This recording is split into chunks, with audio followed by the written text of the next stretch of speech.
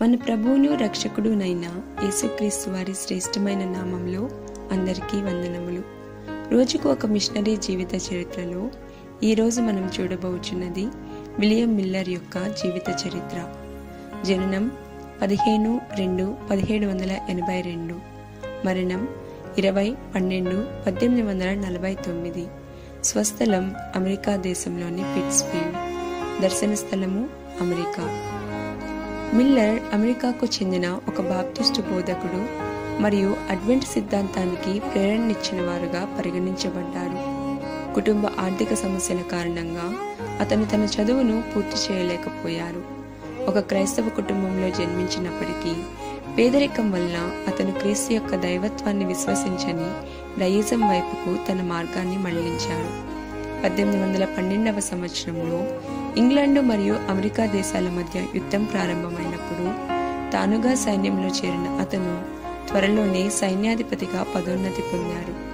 యుద్ధంలో నెలకొన్న పరిస్థితులు అతనికి అనుకూలంగా లేకపోయినప్పటికీ అద్భుతకరమైన రీతిలో అతను ప్రాణాలతో బయటపడ్డారు.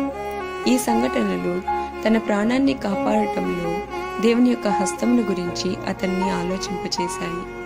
సైన్యంలో నుండి బయటికి వచ్చిన తరువాత అతను వ్యవసాయాన్ని తన వృత్తిగా ఎంచుకున్నాడు.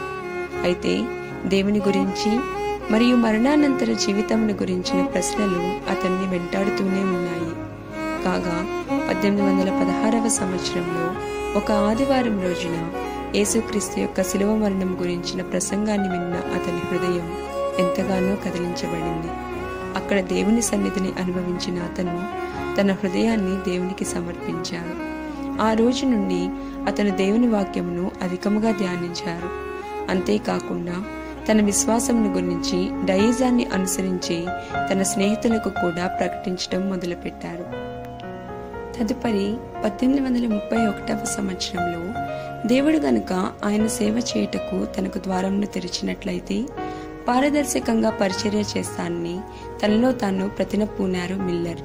అతని ప్రసంగాలు ప్రధానంగా ప్రభువు యొక్క రెండవ రాకడపై కేంద్రీకృతమై ఉండేవి. ఆయన రాకడ కొరకు సిద్ధపడవల్లని అతను ప్రజలను ప్రోత్సహించేవారు. క్రీస్తు యొక్క రెండవ రాకడను గురించిన అతని వివరణ వలన ఎంతో మంది ఆకర్షించబడటమే కాక అది సంఘములలో దైవిక భయాన్ని కలిగించింది. తాను జీవించి ఉన్న కాలంలో ప్రభువు రెండవ రాకడను చూచుటకై అతను ఎంతో ఆత్రుతతో ఎదురుచూశారు. మిల్లర్ ఎంతో ఉత్సుకత కలిగి ఉన్న క్రీస్తు యొక్క రానోవాడు.